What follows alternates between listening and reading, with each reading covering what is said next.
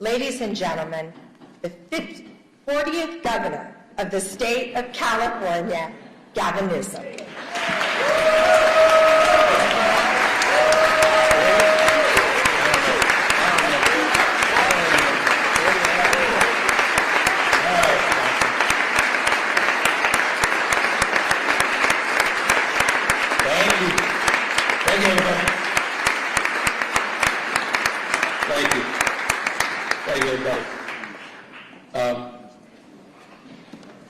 Thank you, Madam Lieutenant Governor.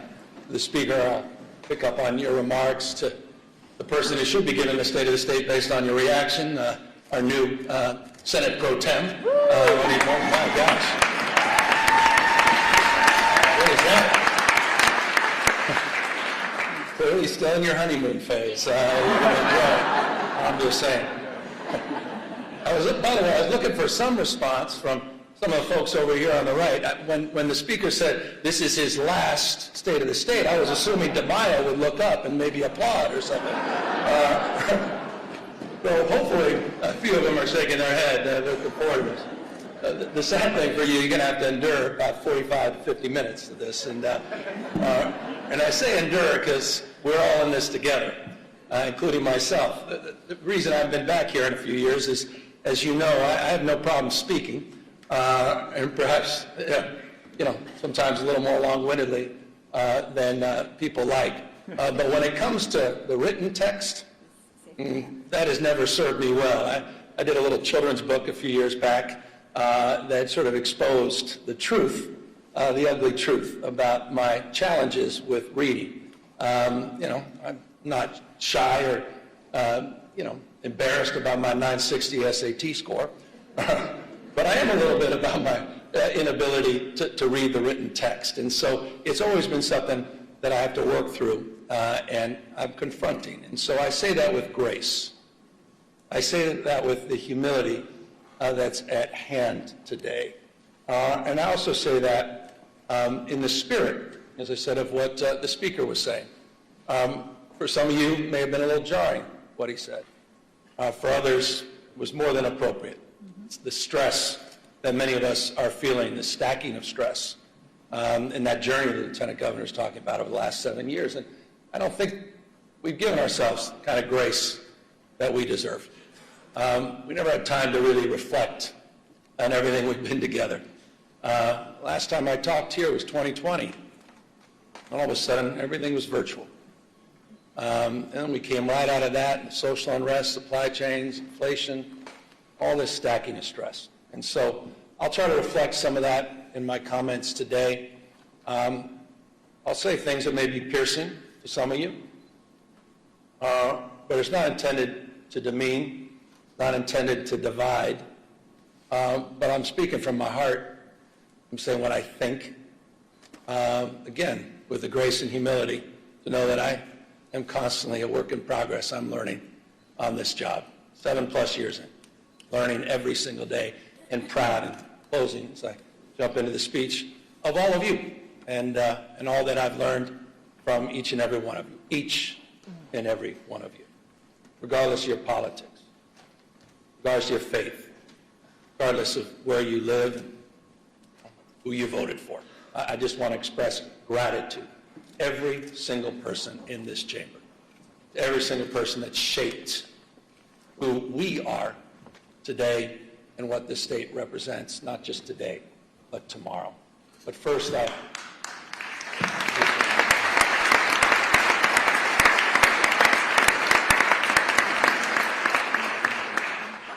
speaking of shaping things, I've been thinking a lot about, final speech, think about your life, think about your journey, think about the things that shaped you, and I'll begin a little bit with that, about having spent nearly my entire life, now almost 6 decades, along the rivers of this remarkable state, from my youthful days on the Upper American River with my dad, to my time with my own children downriver, not too far from here. Those rivers that have shaped the story, not only my life, but shaped the story of California, a sense of place. From native people shaped by these rivers to men who extracted riches from their silt. The shout The shout of "Eureka, Eureka," when the madness began. Fortunes were made, fortunes were lost, time over and over again. Farmers who worked the soils nourished by those rivers, settlements that turned into towns, towns that turned into thriving American port cities, industries in our state flourished. Through 2 world wars, the Great Depression, and social upheaval, booms and busts, California endured. California thrived. And the rivers, they kept flowing. For 175 years, California has been a marvel of invention and reinvention, disaster and recovery, grit and ingenuity. We've found ways to build the future over and over. But today, that spirit is being tested. We face an assault on our values unlike anything I've seen in my lifetime. The federal government, respectfully, it's unrecognizable, protecting the powerful at the expense of the vulnerable. Their credo seems to be about fear, fear of the future, fear of the stranger, fear of change. In Washington, the president believes that might makes right, that the courts are simply speed bumps, not stop signs, that democracy is a nuisance to be circumvented, secret police, businesses being raided, windows smashed, citizens detained, citizens shot, masked men snatching people in broad daylight, people disappearing, using American cities as training grounds for the United States military, purposeful chaos emanating from 1600 Pennsylvania Avenue, shifting the tax burden from the wealthy, from billionaires to small businesses, ranchers, farmers, and the middle class, lining the pockets of the rich, crony capitalism at unimaginable scale, state capitalism, self-dealing, profit-making, not policy-making, rolling back rights of marginalized communities, rewriting history, censoring historical facts. Their politics, some twisted nostalgia about restoring the dynamics of a bygone era. None of this is normal. And it's important to remember at moments like this, the greatest tragedy is not, as King said, the clamor of bad people, but it's the appalling silence of so many good people.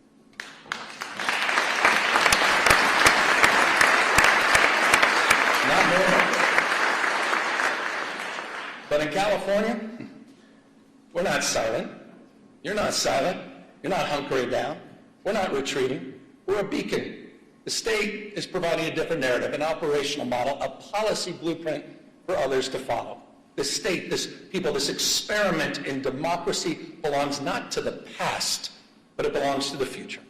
Expanding civil rights for all, opening doors for more people to pursue their dreams, dreams that are not exclusive, not to any one race, not to any one religion or class, standing up for traditional virtues, compassion, courage, and a commitment to something larger than our own self-interest, and asserting that no one, particularly the President of the United States, stands above the law.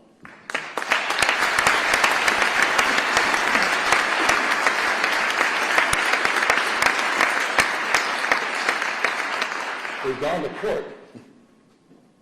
We've gone to court to protect our people, pushing back against this executive overreach. 52 lawsuits have been filed, funded by you, by the way, in the special session that all of you led. And as a consequence, point of pride for our Attorney General, as a consequence,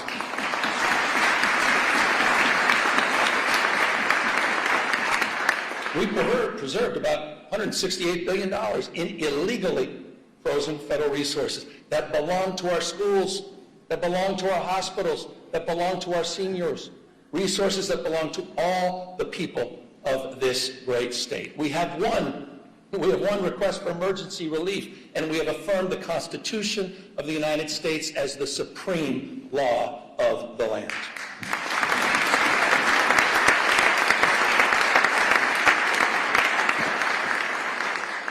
I say this with respect, but mindful.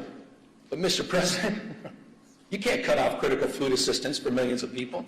You can't send the military into American cities without justification. And you cannot cruelly and illegally cut off funding for medical research, homeland security, or disaster response. That is wrong. That is wrong. And you all stood up. You have all stood up. Our Attorney General has stood up. Our Speaker has stood up. Our Pro Tem has stood up. All of you. On behalf of all people in our state. Proud of us. You should be proud of us.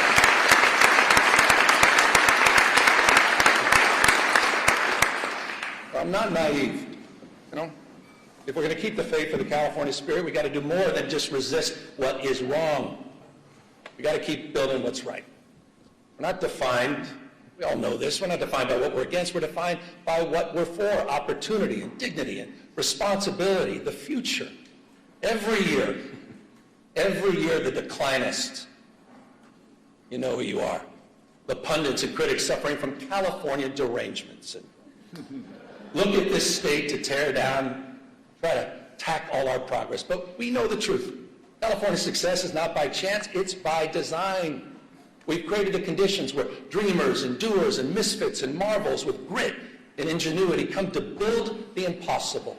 We became a destination for the world's first-round draft choices, the best and the brightest who come here from all over the world for riches and new beginnings.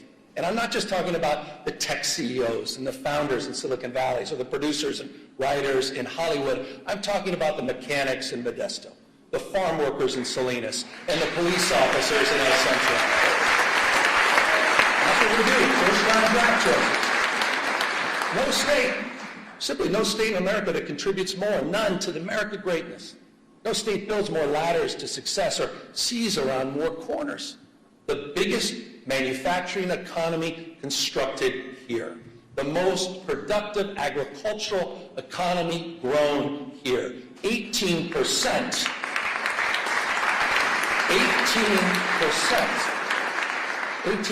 of the world's R&D invested right here in California. 1/2 of America's unicorn companies, those companies valued over $1 billion, 1/2 are in the great state of California. And get this, the happiest cities, right here in California, you know who you are. Fremont, San Jose, Irvine, San Francisco, and San Diego, consistently the most happiest places on earth. In your state, I think that matters. And it's interesting, isn't it? Those cities, they have so much in common, don't they? And that's proximity. The one thing they all have in common is proximity to the greatest research institutions in the world, the greatest system of public higher education anywhere in the world, this conveyor belt for talent. A proof point, you all know this, but I want to remind everybody. A proof point, just last year, the UCs, they added an additional 5 Nobel laureates to its roster, 1 out of every 3 laureates here in California. Come on. It's almost too much. I was reading this. I don't see this on some of the cable networks. 13,700 active patents in the UC system alone. That's more than any other system in the globe. We simply have no peers. And this, again, I said it earlier, it's not by chance, it's by design. You've nurtured these steps, big and small. They've emanated from these chambers. You have kept the state stable. You've kept it reliable because you've invested in the California dream.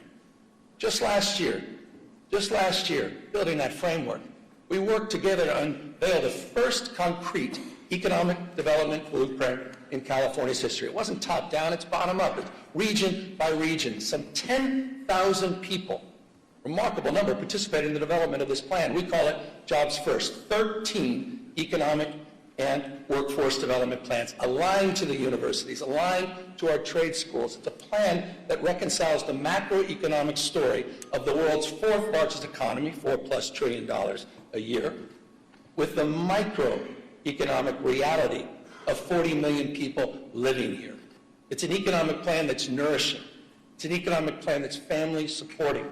For the Central San Joaquin, that means jobs in manufacturing and clean energy, and of course, agriculture. For the Redwood region, it's jobs in tourism, in health, and forestry, and fisheries. For San Diego and Imperial counties, new jobs in high-tech, biotech, advanced manufacturing, and hospitality. For the Central Coast, new jobs in aerospace, defense, semiconductors, quantum, and ag tech. We're doing all of this in conjunction, by the way, with our wildly successful CalCompete's tax credit program that's helping businesses hire more Californians, expanding innovation all across our state. Proof points: aerospace engineering in Torrance, beneficent. Hydrogen fuel cell manufacturing in Lancaster. Fusion R&D in San Leandro. And in Kern County, this is interesting, in Kern County, Mojave, it's the first steel mill built in California in half a century. That's interesting. By the way, and I'm going to get to the budget in a second, but this is a little bit of a preview. By the way, I'll be requesting all of you, with your indulgence, in tomorrow's budget, that we reauthorize. I'll be asking that you reauthorize our tax credit program for an additional 5 years. It is working. You know what else is working? You know what else is working? Speaking of tax credits, ever since that first moving image was taken of a horse, some of you may recall this, a horse named Sally in Palo Alto, to the early silent film studios in Fremont in Los Angeles, Hollywood has been one of California's, been perhaps the most Californian of industries. And that's why, proud, we worked together last year to double down on our film and tax credit programs. Not only keep our iconic industry here, but all the unionized camera operators, stunt performers, wardrobe, and set designers. It's a point of pride, and that program is working and producing real results because of your leadership.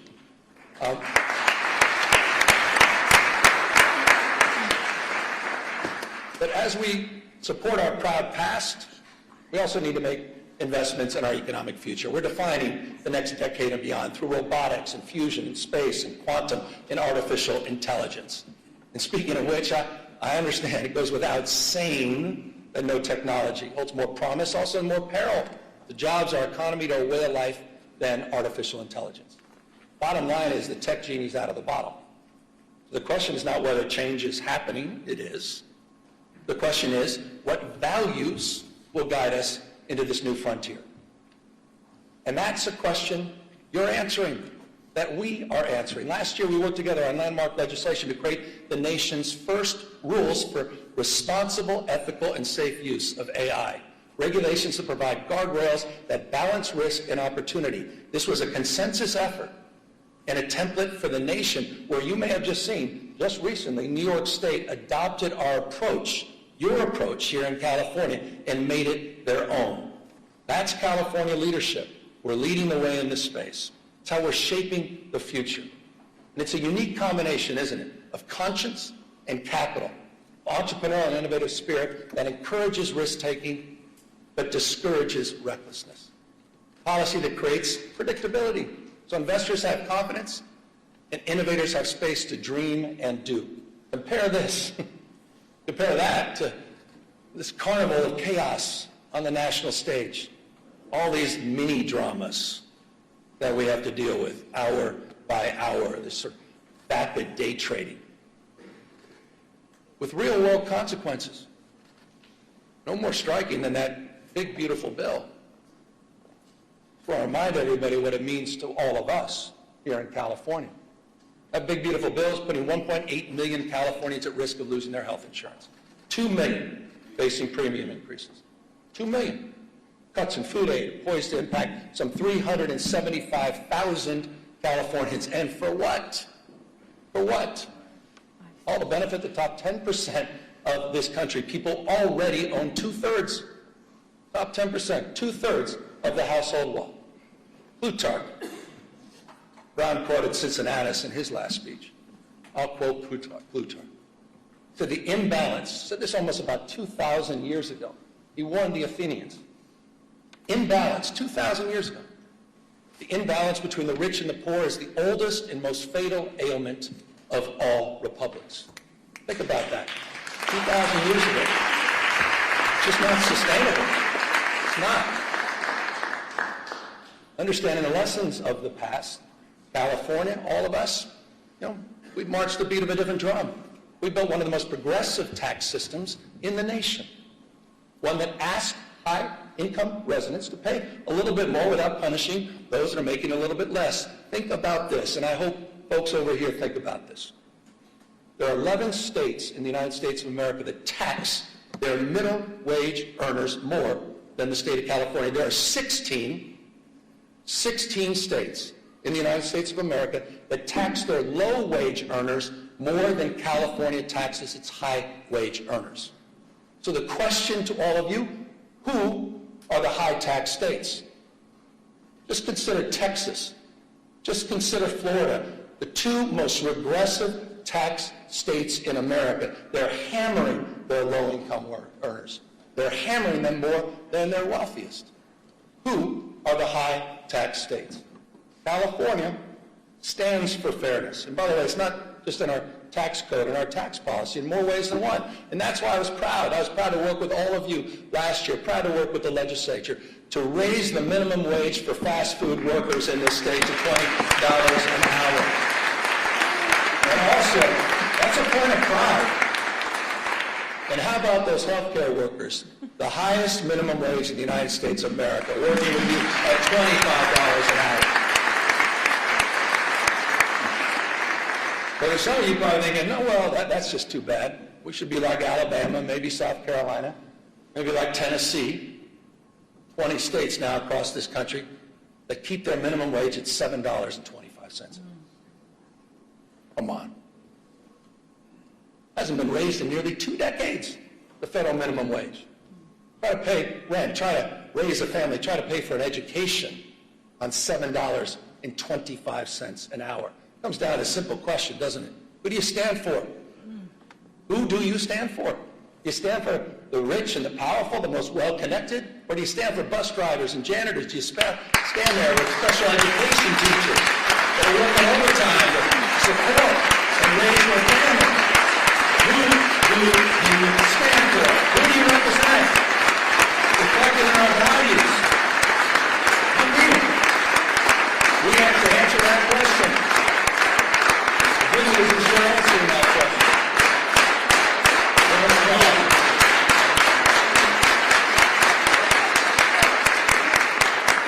California way. I mentioned special education. Let's talk about our educators. I'm proud to submit a budget, a little bit of budget speech now. I'm proud to submit a budget tomorrow that has the most significant investments in California's education history. That's a fact. That's happening tomorrow. But this may interest some folks, what I'm about to say. It will be a general fund budget of $248.3 billion. But this is interesting. You may want to write this down.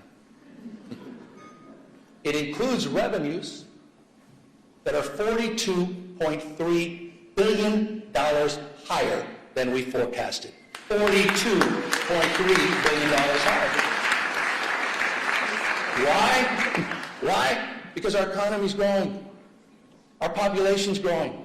Why? Because of the energy and daring of entrepreneurs that are growing and dominating in the industries of the future. As a result of that $42.3 billion windfall, by the way, did not even include the December numbers, which just came in almost $3 billion above projection. Interesting fact.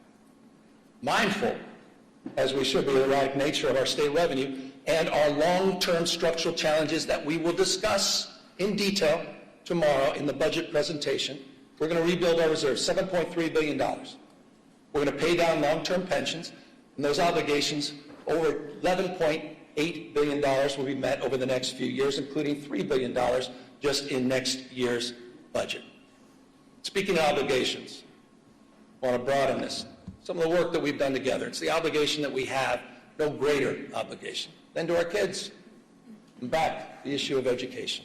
That's why tomorrow's budget includes a record-breaking 27,000 $418 per student. We have never had per-year programs as low as that as It's also a budget, we got to celebrate our wins. We forget about these things. It's also a budget that fully funds our brand new grade, TK for All, and maintains our commitment at the same time to reduce class sizes. It's really fun. It's also a budget that continues our nation-leading investments. And I'm proud. My wife, thank you for the recognition, Mr. Speaker, my wife. But I'm proud. But I'm proud of her advocacy and your advocacy, making sure we continue to lead the nation in our investment in school meals. Nearly $1 billion. This is amazing. It's nearly $1 billion. Breakfast, lunch, and snacks each and every year. We're going to take that to the next level.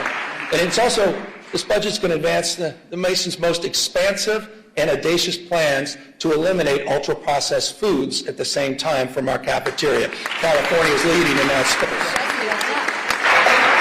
Now, I say we're leading in that space, but you may have seen the space in that morning paper. You may have seen the space on cable networks, where Donald Trump just announced a couple days ago that he will illegally be cutting all federal funding for TANF and child care in, curiously, just 5 blue states in America, including California.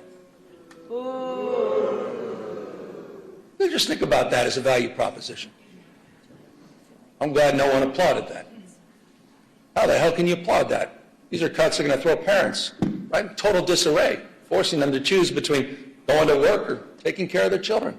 And it'll also be cuts that put at risk, Madam Pro Tem understands this, the most significant expansions of child care in the United States of America that are happening right here in California. Here's the number. Our investments support close to 500,000 children. 487,000 children are supported through our health care expansions in this state, saving families thousands and thousands of dollars a year. That is a point of pride, and it's a point of privilege to acknowledge the leadership of the Women's Caucus, our new Pro Tem, and many of you for helping make that happen. It's also a point of contrast with the current administration. Child care is economic development. I'm surprised not everybody's stepping up on that one. Maybe we all don't have families. I'm a dad. I appreciate child care.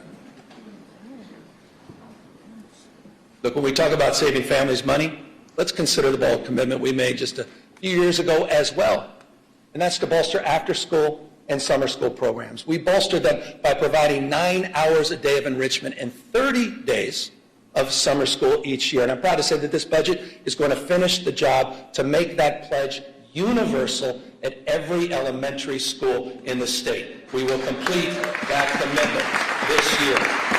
That's after school for all. We did it. Been promoted for years and years. Got more hours of enrichment, more literacy coaches, more reading specialists, healthy meals for all, an entire grade for everyone. But we understand it's not just any one of these initiatives on their own. It's also the complete transformation of our campuses through rigorous, relevant, and engaging community schools, one of our most significant achievements over the last few years. I want to remind you, this is important. To date, California's invested $4.1 billion in these life-changing, enriching community schools, supporting over 2,500 campuses throughout the state. And the good news is we're not done. The budget that I will propose tomorrow includes an additional $1 billion to expand thousands of additional high-need community schools in our state. These are working. These investments are working. These investments are paying off. Just this year, this may have gone lost in all the noise, but just this year, we've seen improved academic achievement in every subject area, at every grade level, in every student group, with greater gains of test scores for Black and Latino kids.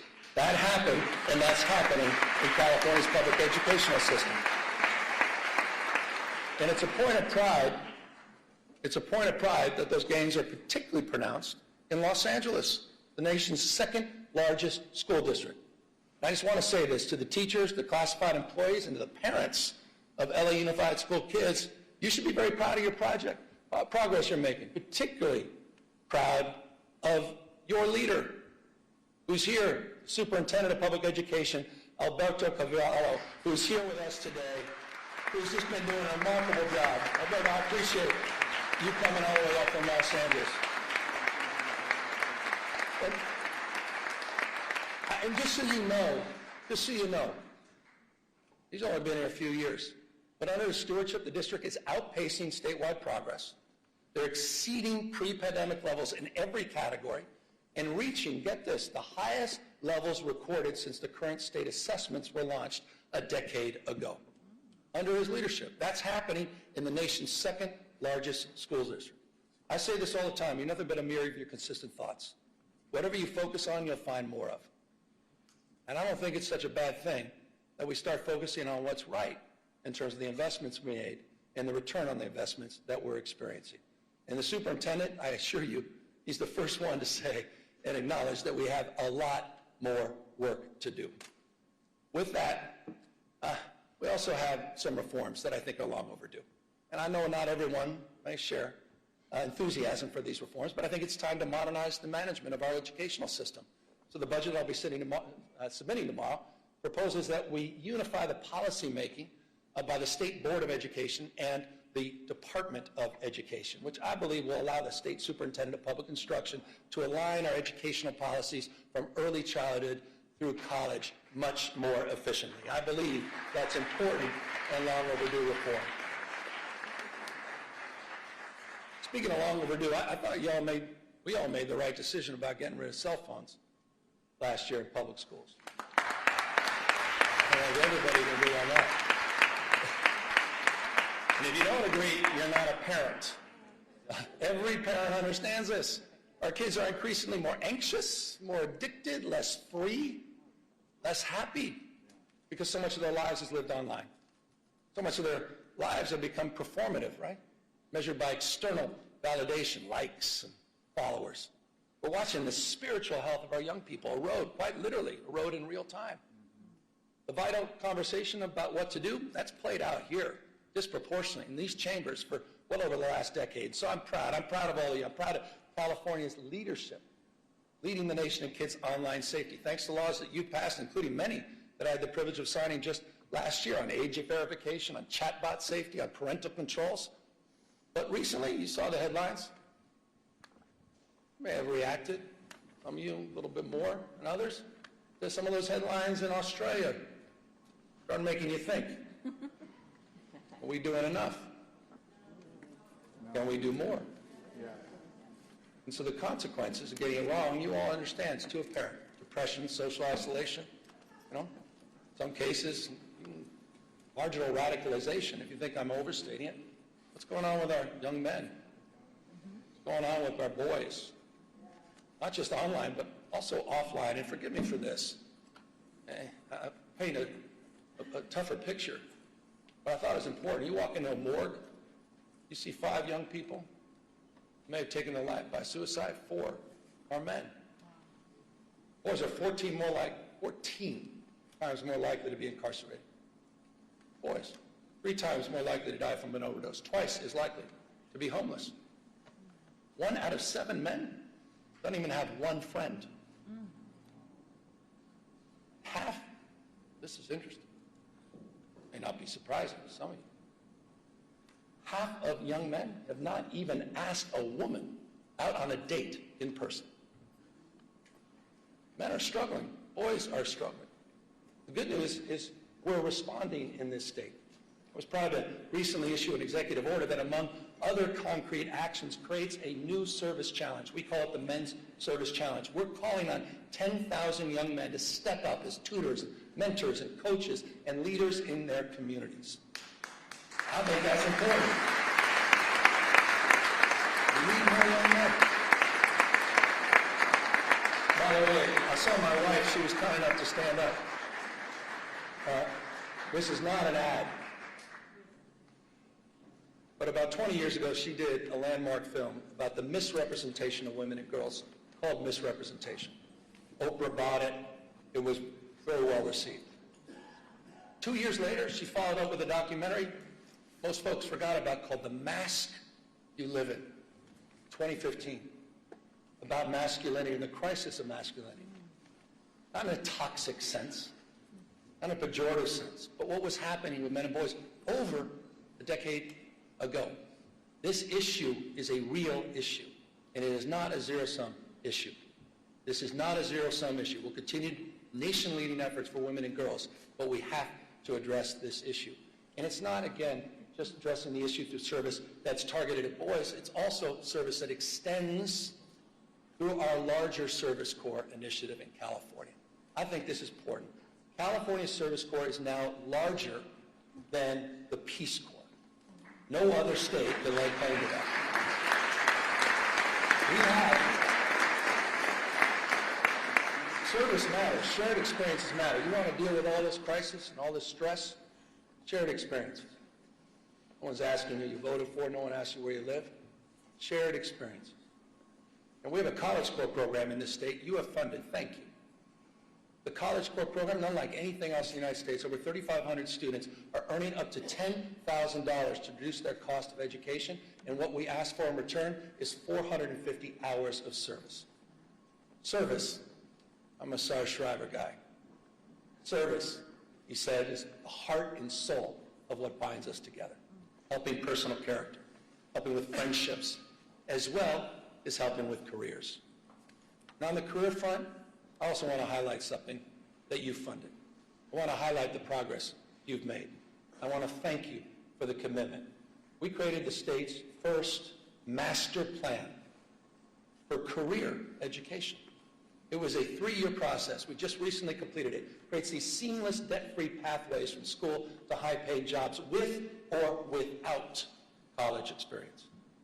We're integrating new training, strengthening these regional partnerships, and building a new career digital passport so people can track their skills. We set a goal of 500,000 apprenticeships by 2029. Today, we have exceeded that goal. Over 600,000 earn and learn opportunities, more than any other place in the country, have been funded by all of you in this chambers. That is a big accomplishment. No other state can lay claim to that. Apprenticeships matter. These are folks in the skilled trades, right? These are the electricians and the laborers and the carpenters. And by the way, they're already at work strengthening and building the physical foundations of our state. Right now, in the state of California, we are building more infrastructure projects than at any other time since Governor Pat Brown. That is a fact. It's a fact. And by the way, we've got a website called build.ca.gov. And you'll see, when you go to that website, into your districts, into your community, you'll see the progress. $109 billion currently underway. More than 28,000 separate projects supporting over 200,000+ jobs to strengthen this state. Environmental restoration, energy projects, roads, bridges, water, power, rail, ports, broadband, which we're getting done for rural communities. Sites Reservoir, the first above-ground water storage in half a century, as well as the world's largest battery and solar storage project, 2,300+ megawatts in Fresno County, all moving forward, but also moving forward under California's new fast-track permitting authority that you authorized 2 years ago. Getting it done and getting it done faster.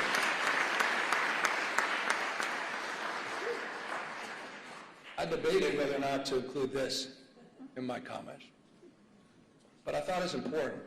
My gosh, how about mis and disrepresentation? How about mis and disinformation? Pick up on permitting, fast tracking. We're also laying tracks. Laying tracks, the nation's first high-speed rail system.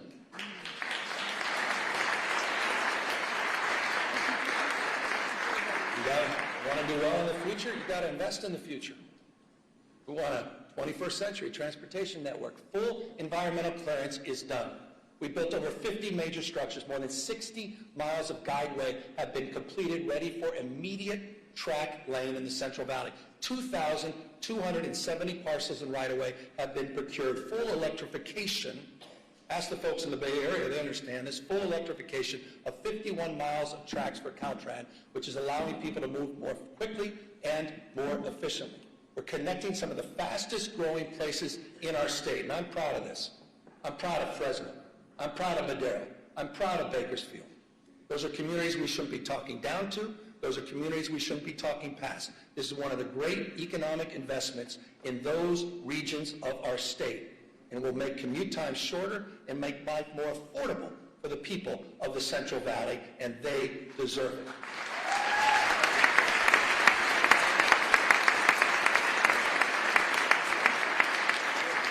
By the way, affordability, it's not a word we just discovered. Certainly not a hoax.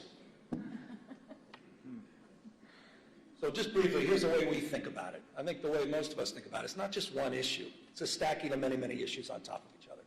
But the one issue that impacts more things in more ways on more days, pretty self-evident, cost of housing. Really California's original sin. For decades, it's true. For decades and decades, the California housing reforms have been sort of notable for delay, often even denial. That said, a few years back, we got to work. In 2019, we passed the strongest statewide renter protections in the United States of America. We did that together. In the past few years, we have enshrined the most consequential housing reforms in our state's history. Just last year alone, and I'd have to name check about 20 of them. Scott Buffy among many, but I'll probably lead with those two. I was proud to sign 61 housing reform bills, clearing away regulatory thickets, forcing local governments, often resistance, to get in the game, and modernizing our environmental review.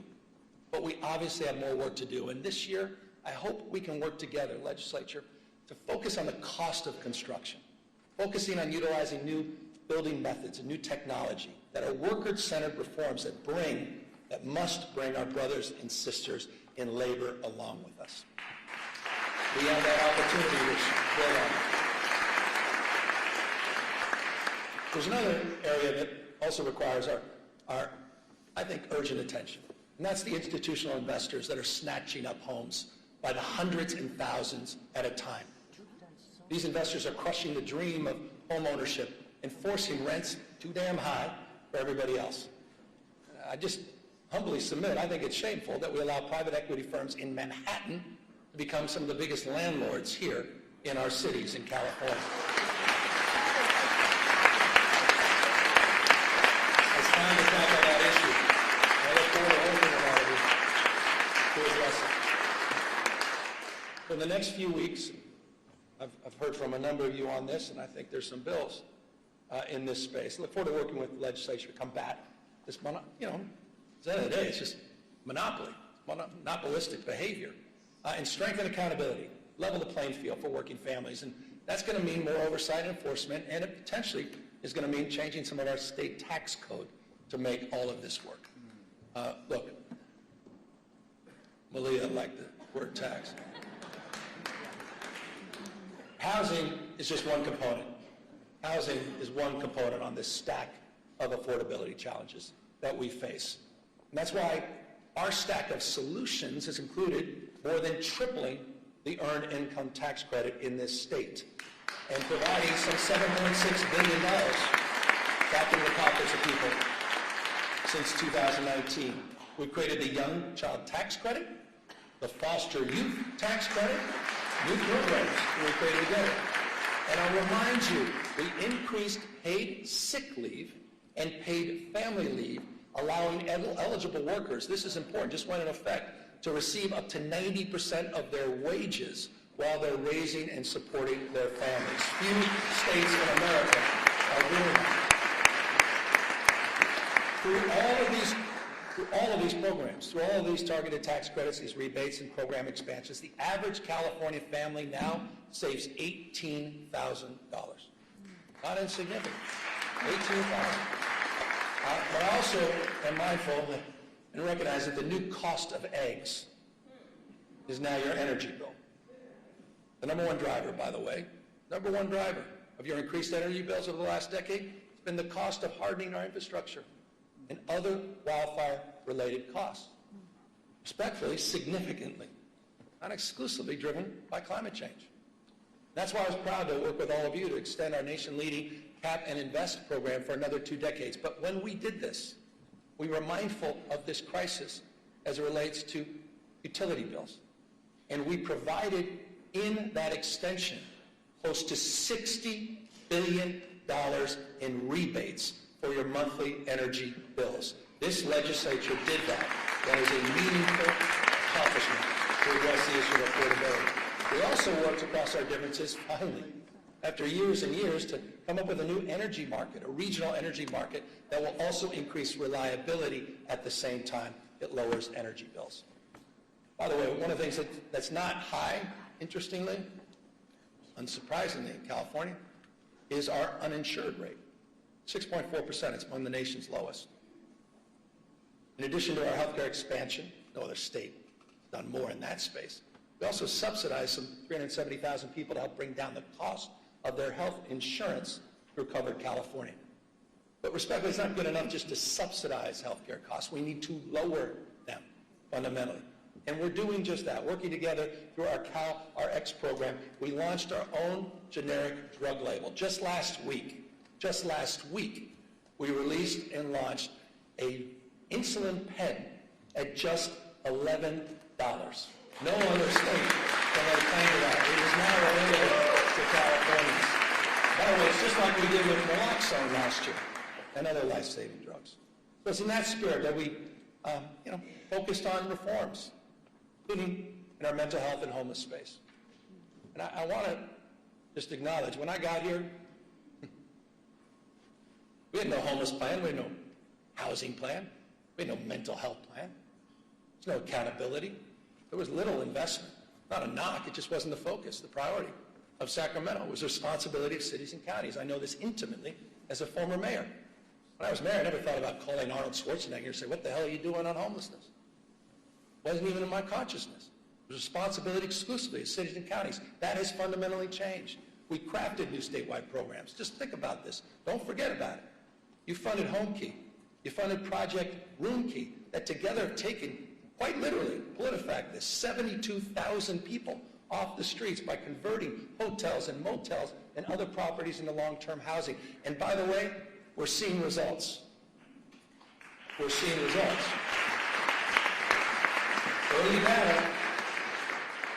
Early data just compiled. You may have seen this. We just released it. Early data shows, and this is the important number, unsheltered homeless, that the number of unsheltered homeless in California dropped almost double digits, 9% last year in 2025. It dropped in the state of California. First time in over a decade and a half that we can lay claim to that. LA down 10.3%, Riverside down 19%, Contra Costa County down 34.8%. And I'll remind folks, by the way, who think this is unique to California, overall homelessness in the state, in the United States of America went up 18.13% last year. California, 2025, unsheltered homeless, 9% reduction. First time in almost 2 decades. So the investments are paying off, and of course, it's not good enough, particularly for those living on the streets, self-medicating with drug and alcohol addictions, those suffering from bipolar disorder, schizophrenia, and paranoia. But because of your leadership and new tools to address this issue, we've modernized California's landmark conservatorship laws for the first time in over half a century. You created Care Court, a new legal framework to connect people with untreated psychosis to court-ordered services and housing, and the California voters, they did their part. They supported Proposition 1 with a passage in 2024, $6.38 billion. Here's a brief update. We're folks that just think this is all going to go away on its own, we don't have to make investments.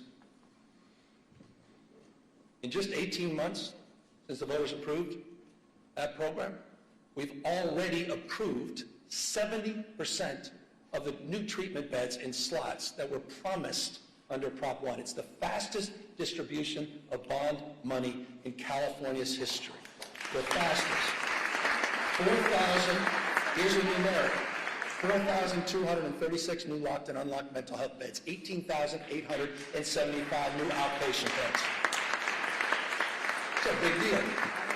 And on July 1st, in just a matter of months, this year we'll implement the second phase of Proposition 1 by redirecting $1 billion a year in annual mental health funding for housing and treatment for people living on the streets, providing counties what they've been asking for, $1 billion predictable every year. So I say this with love and respect to the counties. No more excuses. It's time to bring people off the streets and out of encampments and into housing and treatment. No more excuses. You've done your job, members of the legislature. We have. No more. State vision is realized locally. Localism is determinative. Just is. Period. That doesn't mean our hands are clean. No one's naive about that. And that's why just since 2021, the state has removed, with your support, some 19,000 encampments. And we've worked with providers all across the state to get over 61,000 people out of those encampments and into services. We're seeing results, making streets safer for everyone, fully recognizing that quality of life is at the core of so much of the frustration people feel about our state. And when it comes to quality of life, when it comes to public safety specifically, let's talk about the facts. For the first time in California's history, you stepped up. It's something we've never done in the past. You provided grants to police departments, prosecutors, to combat organized crime, retail theft, and hold criminals accountable. You provided $267 million to 55 local law enforcement agencies. We deployed crime suppression teams.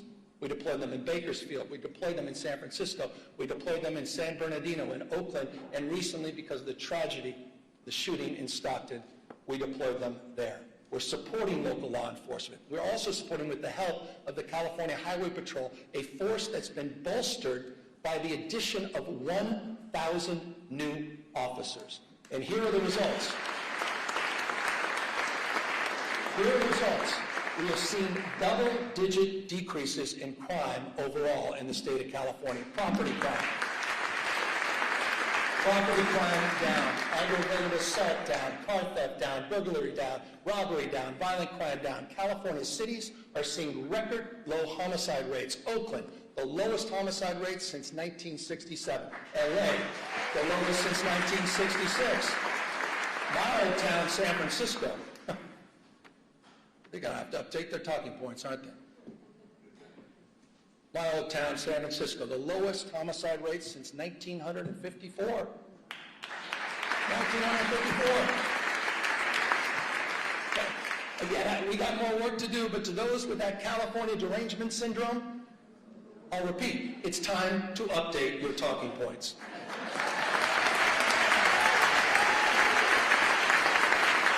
You guys have been working hard at this. No one's walked away from public safety. You guys have been leading into public safety. We didn't turn a blind eye to this. We invested in it. We did the hard work. We didn't sit by and moralize it. We didn't talk about it. We leaned in. You leaned in. And you're producing real results all throughout the state of California. Proud of that. Look, California remains the most blessed and often cursed place on earth. Profound natural beauty, prosperity, profound natural disasters, testing our spirit, testing our resources. I want to close with two things here. I was down in Belém in Brazil at COP30 recently. It was a climate conference. By the way, the U.S., nowhere to be found. We were a footnote. The United States was a footnote. China, close to 800 delegates. United States, not one. Not even a note taker. I want to remind everybody, China today manufactures industrial policy, manufactures 70% of the world's electric vehicles. They're flooding the global market with increasingly high quality and inexpensive cars. And I just want to say this clearly, so it explains a little bit about our rationale. This is not about green power. This is about economic power. They are dominating the space. They're locking in markets. They're locking in supply chains. They're locking their influence all across the globe. They're cleaning our clock. But in California, we're not bystanders. We've already seen 7 times more clean energy jobs than fossil fuel jobs in the state of California. And last year alone, the 4th largest economy in the world, using 100% clean energy, 4th largest economy in the world was run on 100% clean energy for at least a part of 9 out of 10 days. Think about that. Unprecedented. Unprecedented. Almost 9 out of 10 days. 2/3 today, 2/3 of our energy comes from clean sources. Solar, hydro, comes from wind, and geothermal comes from nuclear power. And just last year, California finally ended its use of any coal-fired power. We're in the how business. We're proud to be in the how business, and we understand something that increasingly people are starting to understand, at least people that are open to argument, interested in evidence, that climate risk is financial risk. That climate risk is becoming uninsurable. That's why in California we're making our homes and communities more resilient to heat and fire. That's why we're working with our insurance commissioner. A lot of work to do here. Talk about grace.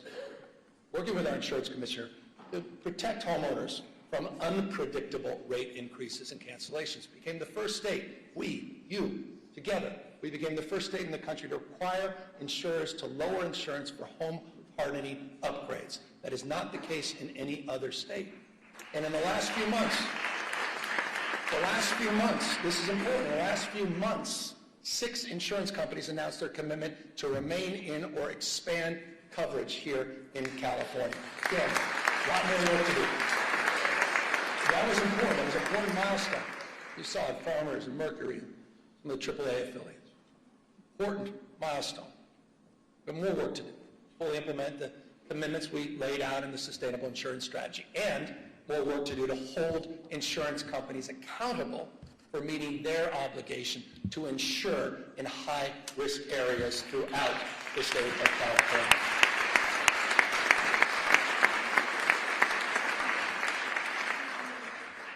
I want to end with this. I was down in LA yesterday. Got back last night, and those insurance stories, they self-evidently, unsurprisingly, were front and center with those survivors that I met. And let me remind everybody, I think it's important. I want to remind everybody what happened a year ago. Put it in perspective. Between January 7th and January 22nd, 48,000 acres burned, the size of 3 Manhattans. 3. Communities torn asunder, Palisades, Altadena, Malibu, Pasadena's. Fires took the lives of 31 people. 31. Destroyed 16,000 structures. On the sober anniversary, not only right that we honor the lives lost, but we also honor the lives of some of the remarkable heroes and leaders, the first responders and firefighters that faced unimaginable conditions.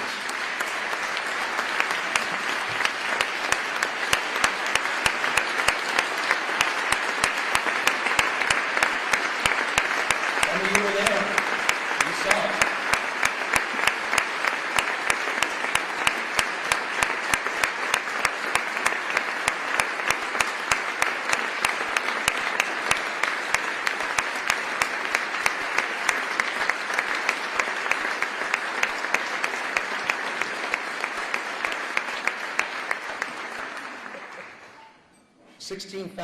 At peak, 16,000 personnel working in the arena, the theater of fires, 16 plus large-scale fires. Remarkable. It was a firestorm, I'll remind you, in the middle of winter. Hurricane-force winds attached to a fire.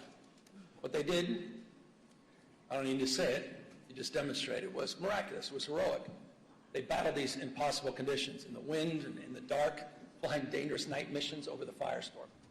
Cal Fire, as you saw a moment ago, is in the audience, but you know who else was up there?